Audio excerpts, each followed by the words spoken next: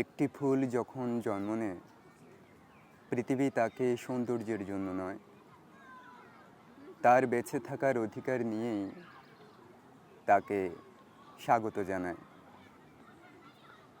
একটি শিশুও ঠিক তেমনই, ফুলের মতো। সে কোনো ধর্ম, জাতি বা পরিচয় নিয়ে জন্মগ্রহণ করে না। সে জন্মায় বিশ্বাস নিয়ে। ভালোবাসা পাওয়ার বিশ্বাস, নিরাপদ জীবন পাওয়ার বিশ্বাস। কিন্তু আজ আমাদের সমাজে কিছু ফুল ফুটবার আগেই ঝরে যাচ্ছে। কিছু শিশু ভয়, নির্যাতন আর প্রচণ্ড নিষ্ঠুরতার শিকার হচ্ছে। আমাদের শিশুগুলো ধ্বংস হচ্ছে এমন মানুষের হাতে,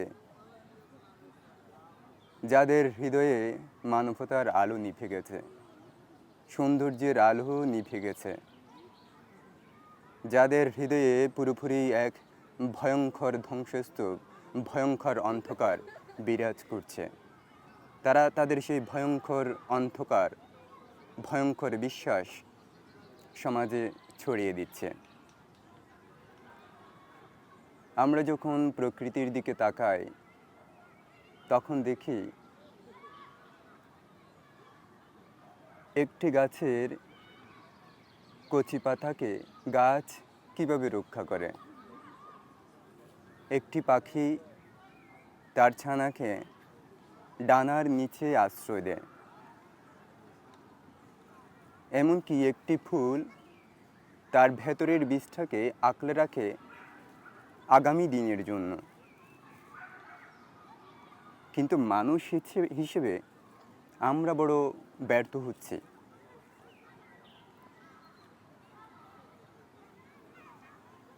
একটি শিশুর কান্না শুধু একটি পরিবারের কান্না নয়, এটি পুরো সমাজের একটি বিবেকের পরীক্ষা।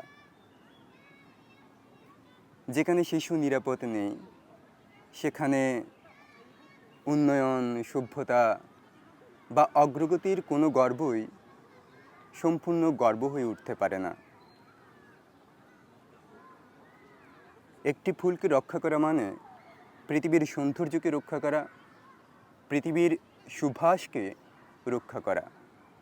আর একটি শিশুকে রক্ষা করা মানে, একটি শিশুর জীবনকে নিরাপদ করা মানে পুরো মানবতার একটা চর্চা করা, মানবতাকে বাঁচিয়ে তোলা। কারণ এই শিশুই ভবিষ্যতে তার মানবতার আলো ছড়িয়ে দেবে পৃথিবীতে।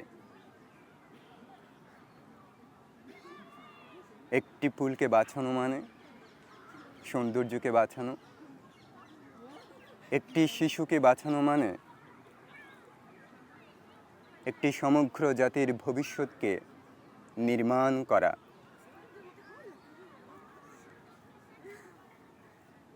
তাই পৃথিবীতে যত বেশি ফুল ফুটবে, পৃথিবী তত সৌন্দর্যমণ্ডিত হবে। যত বেশি শিশু নিরাপদে জন্মগ্রহণ করবে, নিরাপদে বেড়ে উঠবে, পৃথিবী তত বেশি নিরাপদ হবে। কারণ একজন শিশুর নিরাপদ জীবনের মধ্যেই শান্ত ভবিষ্যতের প্রথম বীজ লুকিয়ে থাকে।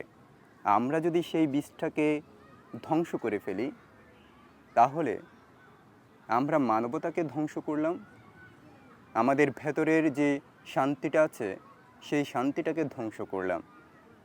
তাই আমাদের শিশুদেরকে নিয়ে আমাদেরকে সচেতন হতে হবে, ভাবতে হবে।